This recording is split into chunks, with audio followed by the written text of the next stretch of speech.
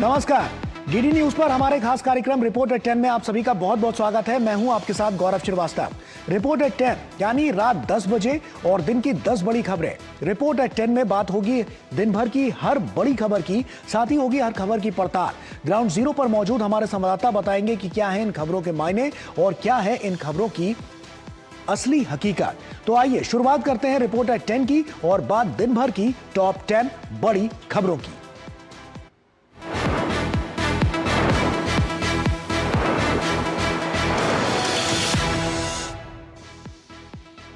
और आइए शुरुआत करते हैं रिपोर्ट एट 10 की और सबसे पहले सुर्खियों पर नजर डालते हैं। बता दें आपको, पहली खबर हमारी होगी, प्रधानमंत्री मोदी ने कांग्रेस को बताया सत्ता के लिए अवसरवादी। क्यों प्रधानमंत्री ने ऐसा कहा है, बताएंगे आपको।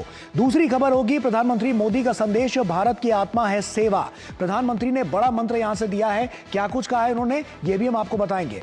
इसके अलावा तीसरी खबर होगी, नई सड़कें, रेलवे, टेक्सटाइल पार्क, तेलंगाना में विकास की लहर किस तरह से नजर आ रही है, रिपोर्ट के जरिए आपको बताएंगे। चौथी और अहम खबर होगी, बंगाल में सत्ता परिवर्तन, शुभेंदु अधिकारी का एक्शन मोड। क्या कुछ एक्शन लिया जा रहा है, क्या आगे की रणनीति है, क्या एजेंडा तय हुआ है और किस पर काम किया जा रहा है, सब बताएंगे। पांचवी अहम खबर होगी, तमिलनाडु में थलपति विजय युग का आगाज। किस तरह से विजय जीतने के बाद अब आगे बढ़ते हुए नजर आ रहे हैं, क्या उनके आगे की स्ट्रैटेजी है, सब कुछ बताएंगे। छठी अहम खबर होगी, असम में तीसरी बार भाजपा सरकार, हेमंता बनेंगे मुख्यमंत्री। तीसरी बार भाजपा सरकार, हेमंता का आगे का रोड मैप क्या है, किस तरह से काम करते हुए नजर आएंगे और वहां की जनता को किस तरह से और ज्यादा विकसित, वहां के विकासशील जो परियोजनाएं और योजनाएं हैं, क्या कुछ करते नजर आएंगे, सब बताएंगे। सातवीं खबर होगी, यूपी में सीएम योगी कैबिनेट का हुआ विस्तार। किस तरह से इस कैबिनेट का विस्तार हुआ है और इसका क्या आगे आने वाले समय में क्या कुछ नतीजा निकलता हुआ नजर आएगा, कौन से बड़े मंत्री इसमें हैं और क्या पद दिया गया, ये सब कुछ बताएंगे। आठवीं खबर होगी, हॉर्मुज में घेराबंदी,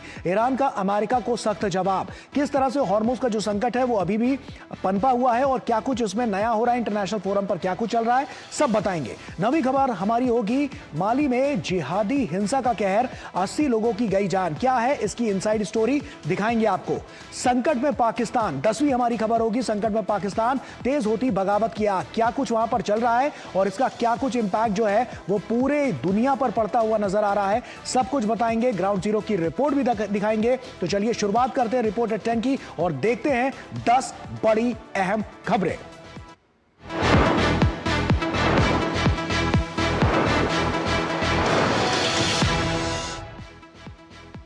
शुरुआत करेंगे अहम खबर के साथ। दरअसल बेंगलुरु में प्रधानमंत्री मोदी का कांग्रेस पर हमला, कांग्रेस की महिला विरोधी राजनीति पर पीएम मोदी का तीखा वार देखने को मिला है। प्रधानमंत्री मोदी ने कांग्रेस को बताया परजीवी पार्टी। साथ ही वैश्विक संकट के बीच प्रधानमंत्री मोदी ने की है जनता से अपील। देखिए हमारी ये खास रिपोर्ट। पीएम मोदी ने कांग्रेस पर एक के बाद एक ऐसे वार किए जिसने सियासी पारा चढ़ा दिया है।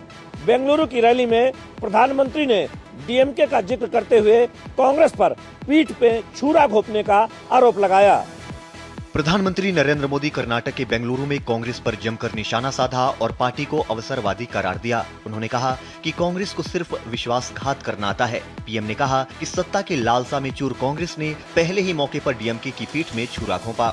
कांग्रेस की पहचान आज एक परजीवी पार्टी की बन गई है और इसलिए वो पहला मौका मिलते ही अपने साथियों के साथ भी विश्वासघात करती है। प्रधानमंत्री ने कांग्रेस पर महिला विरोधी होने का आरोप भी लगाया। कर्नाटका से बहुत बड़ी संख्या में बहनें बेटियां एमएलए बनती, एमपी बनती, देश का भाग्य निर्णय करने में भागीदार बनती, लेकिन कांग्रेस ने ये नहीं होने दिया। देश की नारी, कर्नाटका की महिलाएं कांग्रेस को इस पाप के लिए कभी माफ नहीं करेगी। प्रधानमंत्री मोदी ने तेल आपूर्ति संकट के मद्देनजर देशवासियों से पेट्रोल, डीजल और गैस का संयम से उपयोग करने की अपील की है।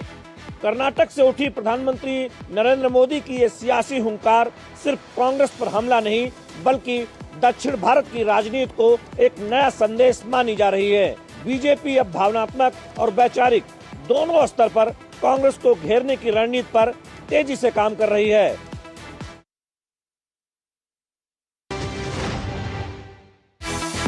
बेंगलोर की शांत वादियों में आध्यात्म और राष्ट्र निर्माण का एक विराट संगम देखने को मिला, जहां एक ओर मंत्रोच्चारण और ध्यान की ऊर्जा थी, तो वहीं दूसरी ओर विकसित भारत का संकल्प। बेंगलुरु स्थित आर्ट ऑफ लिविंग स्थापना के 45 वर्ष पूरा होने पर प्रधानमंत्री नरेंद्र मोदी ने ध्यान मंदिर का उद्घाटन किया। प्रधानमंत्री ने कहा कि देश का मूल तत्व है दूसरों की सेवा। भारत की आध्यात्मिक चेतना का भी यही मूल आधार है। मुझे विश्वास है कि आज जिस ध्यान मंदिर का उद्घाटन हुआ है, वो आने वाली अनेक पीढ़ियों को, हजारों लोगों के लिए शांति और उपचार का केंद्र बनेगा। प्रधानमंत्री ने आर्ट ऑफ लिविंग के 9 राष्ट्र सेवा परियोजनाओं का शुभारंभ किया, जो आजीविका और नेतृत्व क्षमता, युवाओं को प्रशिक्षण, वृक्षारोपण, चिकित्सा, शिक्षा, प्राकृतिक खेती जैसी योजनाओं का क्रियान्वयन किया जाएगा। विकसित भारत का निर्माण ऐसे युवाओं से ही होगा जो युवा मानसिक रूप से शांत हो, जो सामाजिक रूप से जिम्मेदार हो और जो समाज के प्रति संवेदनशील हो। आर्ट ऑफ लिविंग के संस्थापक श्री श्री रविशंकर ने प्रधानमंत्री नरेंद्र मोदी के नेतृत्व और विकसित होते देश की प्रशंसा की। 13 नवंबर 1981 में आर्ट ऑफ लिविंग की स्थापना बेंगलुरु में की गई। तब से लेकर ये सेंटर भारतीय आध्यात्मिक ज्ञान और परंपरा को प्रसारित कर रहा है। ध्यान, सेवा और संस्कार के इस मंच से प्रधानमंत्री मोदी ने सिर्फ आध्यात्मिक चेतना की बात नहीं की, बल्कि विकसित भारत के विजन को भी नई दिशा देने की कोशिश की है। प्रधानमंत्री का संदेश साफ था, आधुनिकता और आध्यात्म दोनों साथ साथ चलेंगे, तभी आत्मनिर्भर और विकसित भारत का सपना साकार हो सकेगा। हैदराबाद की धरती से पीएम मोदी ने विकास का एक ऐसा ब्लूप्रिंट पेश किया जिसने तेलंगाना की राजनीति और विकास को नई रफ्तार दे दी। 9,400 करोड़ रुपए की परियोजनाओं के लोकार्पण और शिलान्यास के जरिए सड़क, रेलवे, टेक्सटाइल और हेल्थ सेक्टर को नई सौगात मिली। प्रधानमंत्री नरेंद्र मोदी ने तेलंगाना के हैदराबाद में लगभग 9,400 करोड़ रुपए की विकास परियोजनाओं का शुभारंभ और शिलान्यास किया। पीएम ने राष्ट्रीय राजमार्ग 167 के 4 लेन के निर्माण का शिलान्यास किया। वहीं संगारेड्डी में जहीराबाद इंडस्ट्रियल एरिया की आधारशिला रखी। रेलवे से जुड़ी लगभग 1,535 करोड़ रुपए की परियोजनाओं का उद्घाटन किया। साथ ही इंडियन ऑयल के मलकापुर टर्मिनल का उद्घाटन भी किया। पीएम ने वारंगल में पीएम मित्र पार्क का उद्घाटन किया, जिसे काकतीय मेगा टेक्सटाइल पार्क के नाम से भी जाना जाता है। भारत रिफॉर्म्स एक्सप्रेस पर चल रहा है, साथ ही आज का भारत आधुनिक इंफ्रास्ट्रक्चर भी बना रहा है। प्रधानमंत्री नरेंद्र मोदी ने सिकंदराबाद में जनसभा में तेलंगाना के मुख्यमंत्री रेवंत रेड्डी की बातों पर चुटकी ली। मैं रेवंत जी से कहूंगा कि 10 साल के शासन में भारत सरकार ने जितना गुजरात को दिया, वो मैं आपको देने को तैयार हूं।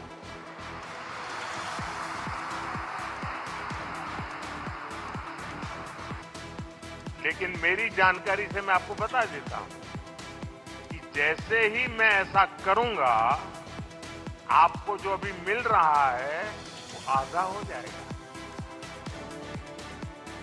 आप जहां पहुंचना चाहते हैं नहीं पहुंच पाएंगे, और इसलिए अच्छा है मेरे से ही जोड़ो।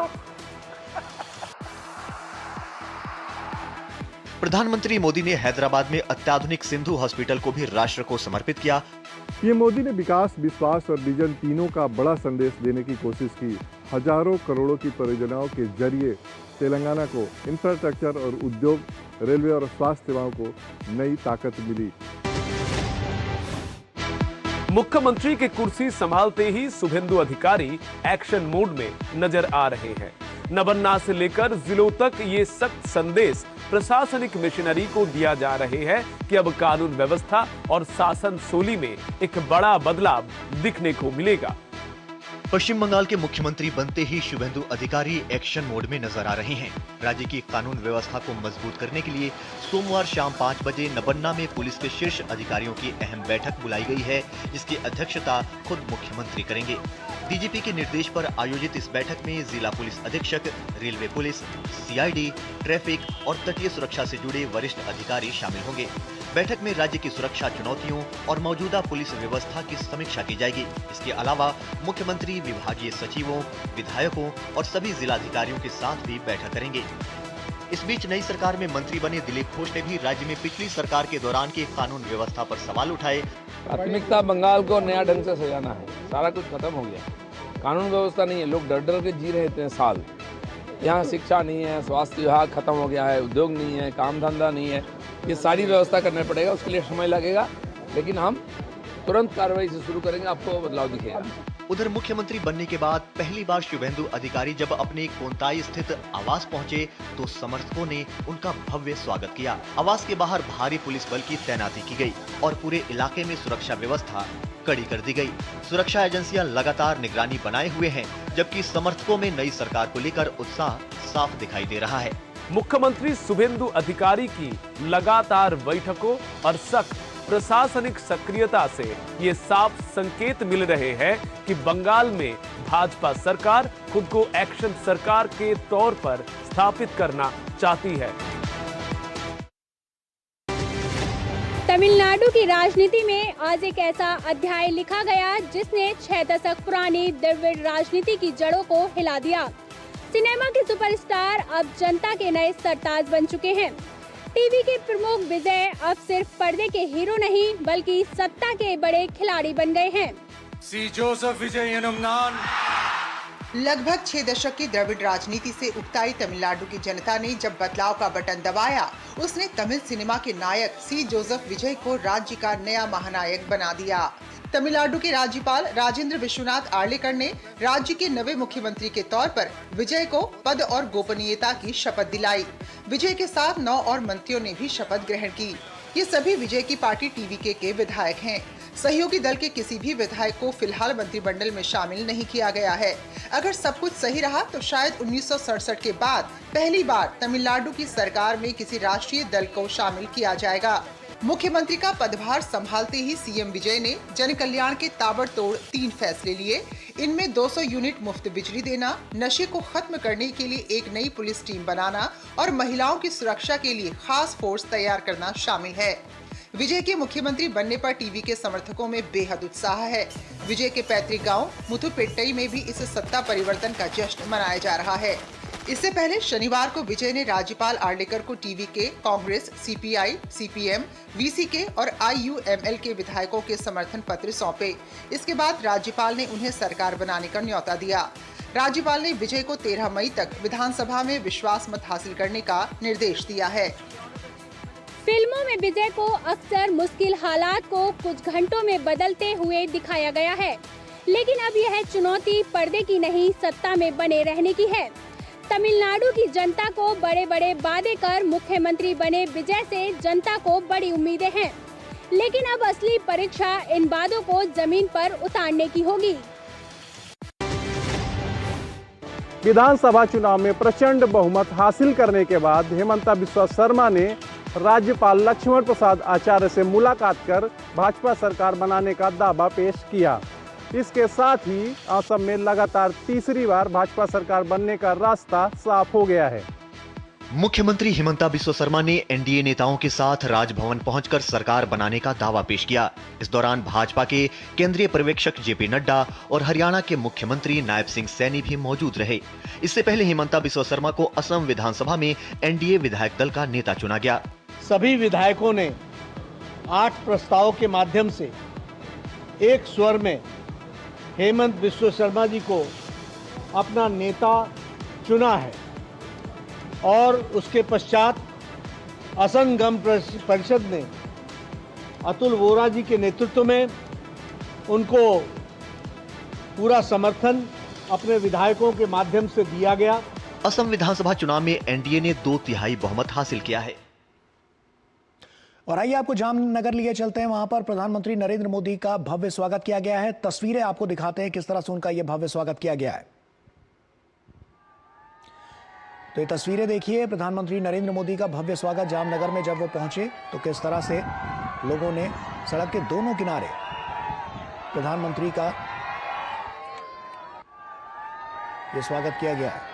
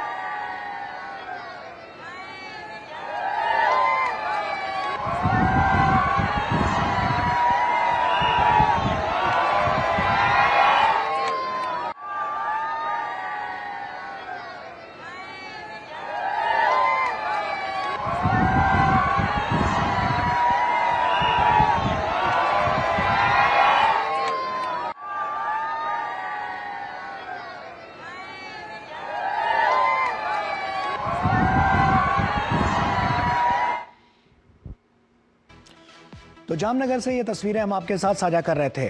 आइए आपको दिखाते हैं, क्योंकि असम में फिर से मुख्यमंत्री बनेंगे हेमंत बिस्वा शर्मा। विधायक दल की बैठक में नेता चुने गए हेमंत बिस्वा शर्मा लगातार दूसरी बार असम के मुख्यमंत्री पद की वो शपथ ग्रहण करेंगे। हेमंत बिस्वा शर्मा 12 मई को लगातार दूसरी बार असम के मुख्यमंत्री पद की शपथ ग्रहण करेंगे। तो आइए रिपोर्टर 10 में आगे बढ़ते हैं। विधानसभा चुनाव में प्रचंड बहुमत हासिल करने के बाद हेमंत बिस्वा शर्मा ने राज्यपाल लक्ष्मण प्रसाद आचार्य से मुलाकात कर भाजपा सरकार बनाने का दावा पेश किया। इसके साथ ही असम में लगातार तीसरी बार भाजपा सरकार बनने का रास्ता साफ हो गया है। मुख्यमंत्री हेमंत बिस्वा शर्मा ने एनडीए नेताओं के साथ राजभवन पहुंचकर सरकार बनाने का दावा पेश किया। इस दौरान भाजपा के केंद्रीय पर्यवेक्षक जेपी नड्डा और हरियाणा के मुख्यमंत्री नायब सिंह सैनी भी मौजूद रहे। इससे पहले हेमंत बिस्वा शर्मा को असम विधानसभा में एनडीए विधायक दल का नेता चुना गया।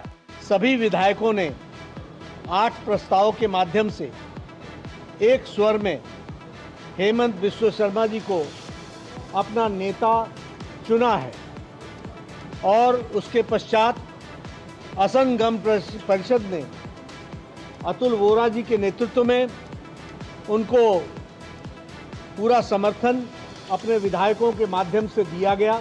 असम विधानसभा चुनाव में एनडीए ने 2/3 बहुमत हासिल किया है। 126 सदस्यीय विधानसभा में भाजपा ने 82 सीटें जीती, जबकि सहयोगी दल असम गण परिषद और बोडोलैंड पीपल्स फ्रंट को 10-10 सीटें मिली हैं, जिससे एनडीए की कुल सीटों की संख्या 102 हो गई है। हेमंत बिस्वा शर्मा लगातार दूसरी बार मुख्यमंत्री बनने जा रहे हैं। इसके साथ ही वे असम में लगातार 2 कार्यकाल तक मुख्यमंत्री पद संभालने वाले पहले गैर कांग्रेसी नेता बन जाएंगे। असम विधानसभा चुनाव के नतीजों में जलुकबारी सीट से मुख्यमंत्री हेमंत बिस्वा शर्मा लगातार 6ठी बार विधायक बने हैं। नई सरकार का शपथ ग्रहण 12 मई को होगा। प्रचंड जनादेश के बाद असम में लगातार तीसरी बार एनडीए सत्ता में लौट रही है। अब नई सरकार के गठन और 5 साल के विकास एजेंडे पर सभी की निगाहें टिकी हुई हैं। उत्तर प्रदेश में विधानसभा चुनाव 2027 से पहले मुख्यमंत्री योगी आदित्यनाथ ने मंत्रिमंडल विस्तार कर एक बड़ा राजनीतिक संदेश देने की कोशिश की है। जनभवन में आयोजित शपथ ग्रहण समारोह में राज्यपाल आनंदीबेन पटेल ने 8 नेताओं को मंत्री पद एवं गोपनीयता की शपथ दिलाई। इस मंत्रिमंडल विस्तार में जातिगत समीकरण पर विशेष ध्यान दिया गया है। उत्तर प्रदेश विधानसभा चुनाव से पहले सीएम योगी ने अपने मंत्रिमंडल का विस्तार किया है। जन भवन में आयोजित शपथ ग्रहण समारोह में राज्यपाल आनंदीबेन पटेल ने 8 नेताओं को मंत्री पद एवं गोपनीयता की शपथ दिलाई। इस विस्तार में भाजपा ने ब्राह्मण, ओबीसी, दलित और पश्चिमी उत्तर प्रदेश के सामाजिक समीकरणों पर विशेष फोकस किया है। तो मेरा ये संकल्प होगा कि जो जिम्मेदारी पार्टी ने और सरकार में हमें दी है उसका पूरा हम लोग पालन करेंगे, पूरी मेहनत से, निष्ठा से। पूर्व भाजपा प्रदेश अध्यक्ष भूपेंद्र सिंह चौधरी और ऊंचाहार से विधायक मनोज कुमार पांडे को कैबिनेट मंत्री बनाया गया है। वहीं मेरठ दक्षिण से विधायक डॉक्टर सुमेंद्र सिंह तोमर और सिकंदरा से विधायक अजीत पाल को प्रमोट कर राज्य मंत्री स्वतंत्र प्रभार की जिम्मेदारी सौंपी गई है। इसके अलावा कृष्णा पासवान, कैलाश सिंह राजपूत, सुरेंद्र दिलेर और हंसराज विश्वकर्मा को राज्य मंत्री बनाया गया। बहुत ही अच्छा लग रहा है और जो जिम्मेदारी मुझे भारतीय जनता पार्टी की सरकार ने दी है, मोदी जी ने, योगी जी ने दी है, उसको अच्छे से निर्वहन करने का पूरा प्रयास करूंगा और अपनी जिम्मेदारी को अच्छे से निभाऊंगा। फतेहपुर जिले की खागा सुरक्षित सीट से लगातार 3 बार विधायक चुनी गई कृष्णा पासवान को भी मंत्रिमंडल में शामिल किया गया है। राजनीतिक विश्लेषकों की माने तो भाजपा लंबे समय से उन्हें दलित महिला चेहरे के तौर पर आगे बढ़ाने की रणनीति पर काम कर रही थी। वहीं कन्नौज की तिरवा सीट से विधायक कैलाश सिंह राजपूत को शामिल कर पार्टी ने लोधी राजपूत वोट बैंक को साधने का प्रयास किया है। कैबिनेट विस्तार से स्पष्ट है कि आगामी विधानसभा चुनाव से पहले भाजपा का विकास के साथ साथ सामाजिक समीकरण पर भी विशेष ध्यान है। योगी सरकार की कोशिश है कि समाज के हर वर्ग की सरकार में सहभागिता दिखे ताकि प्रचंड बहुमत के साथ एक बार फिर भाजपा यूपी की गद्दी पर काबिज हो सके। हॉर्मुज के समुद्री रास्ते का बढ़ता तनाव अब भी वैश्विक चिंता का विषय बना हुआ है। ईरान ने अमेरिका को कड़ी चेतावनी देते हुए कहा है कि उसके जहाजों पर हमले का जवाब सैन्य कार्रवाई से दिया जाएगा। वहीं अमेरिकी नौसेना भी लगातार दबाव बनाए हुए है। दोनों देशों की इस आक्रामक भाषा ने हालात को और भी ज्यादा संवेदनशील बना रखा है। ईरान के इस्लामिक रेवोल्यूशनरी गार्ड कॉर्प्स ने अमेरिका को सख्त लहजे में चेतावनी दी है। IRGC ने कहा कि अगर अमेरिका ने हॉर्मुज के जल डमरू मध्य में ईरानी तेल टैंकरों या व्यापारिक जहाजों पर कोई हमला किया तो इलाके में मौजूद अमेरिकी ठिकानों और युद्धपोतों पर भारी हमला होगा। IRGC ने कहा कि हमारे सभी मिसाइल और ड्रोन पहले से ही अमेरिकी टारगेट पर लॉक हैं, बस फायरिंग का ऑर्डर मिलने की देर है। ये चेतावनी ऐसे समय में आई है जब हॉर्मुज में अमेरिका और ईरान के बीच तनाव अपने चरम पर पहुंच गया है। दुनिया का बड़ा हिस्सा इस हॉर्मुज से गुजरने वाले तेल पर निर्भर है, इसलिए एक बार फिर जंग के बादल मंडराने लगे हैं। ईरानी सेना की प्रवक्ता ब्रिगेडियर जनरल मोहम्मद अकरामीनिया ने भी चौंका देने वाले हमले की चेतावनी दी है। अगर दुश्मन आक्रामकता का सहारा लेता है तो इस बार उसे भी चौंका देने वाले विकल्पों का सामना करना पड़ेगा। इस बार का युद्ध एक ऐसे मोर्चे पर पहुंचा दिया जाएगा जिसकी दुश्मन ने कभी कल्पना भी नहीं की होगी। ईरान को सबसे ज्यादा मुश्किल अमेरिकी घेराबंदी से हो रही है। अमेरिकी सेंट्रल कमांड ने कहा है कि ईरान के खिलाफ नौसैनिक नाकेबंदी के बाद से अब तक 58 वाणिज्यिक जहाजों का मार्ग बदला गया है और 4 जहाजों को निष्क्रिय किया गया है। सेंट्रल कमांड ने बताया कि यूएस नेवी के F/A-18 सुपर हॉर्नेट विमान ने ईरानी झंडे वाले तेल टैंकरों की चिमनियों पर गोला बारूद से हमला किया। एक तरफ ईरान चौंका देने वाले सैन्य हमले की चेतावनी दे रहा है तो दूसरी ओर अमेरिकी जिद ने समुद्री गतिविधियों को और ज्यादा अस्थिर कर दिया है। फिलहाल दुनिया भर की निगाहें इस महत्वपूर्ण और सकरे समुद्री गलियारे पर टिकी हुई हैं, जहां एक गलत कदम पूरी दुनिया को अंधकार की और ज्यादा गहरी खाई में धकेल सकता है। आतंक की जिस आग को पाकिस्तान दूसरों के लिए सुलगाता रहा, आज वही आग उसके अपने घर को जला रही है। पाकिस्तान के खैबर पख्तूनख्वा में हुए एक आत्मघाती हमले में 1 दर्जन से अधिक लोगों की मौत हो गई। अपनों को खोने के बाद अब पाकिस्तान के भीतर से ही बगावत की आवाजें उठने लगी है। लोग पूछ रहे हैं कि आखिर कब तक हम अपनों के ही जनाजे उठाते रहेंगे। पाकिस्तान के अशांत प्रांत खैबर पख्तूनख्वा में एक पुलिस चौकी पर आत्मघाती और घात लगाकर किए गए हमले में कम से कम 15 सुरक्षा कर्मियों की मौत हो गई और कई अन्य घायल हो गए। दरअसल ये घटना बन्नू जिले के उत्तर पश्चिमी क्षेत्र में हुई, जहां विस्फोटकों से भरे एक वाहन को पुलिस चौकी की ओर बढ़ते देख सुरक्षा कर्मियों ने उस पर गोलीबारी की। इसके बाद जोरदार विस्फोट हो गया। इसके साथ साथ 5 अफराद जो है वो जख्मी हालत में भी हमें DSQ हॉस्पिटल में मौसूल हो चुके हैं, जिनको फौरी तौर पर शोबा इमरजेंसी में तिब्बी इमदाद जो है वो फराहम की जा चुकी है। विस्फोट के तुरंत बाद उग्रवादियों के एक बड़े समूह ने पुलिस चौकी पर हमला कर दिया। हालांकि उग्रवादियों को रोकने के लिए पुलिस कर्मियों ने भी जवाबी कार्रवाई की, लेकिन इसका कोई खास फायदा नहीं हुआ। जांच एजेंसियों के अनुसार हमले में 1200 से 1500 किलोग्राम विस्फोटक का इस्तेमाल किया गया। इत्तेहाद उल मुजाहिदीन नाम के चरमपंथी संगठन ने इस हमले की जिम्मेदारी ली है।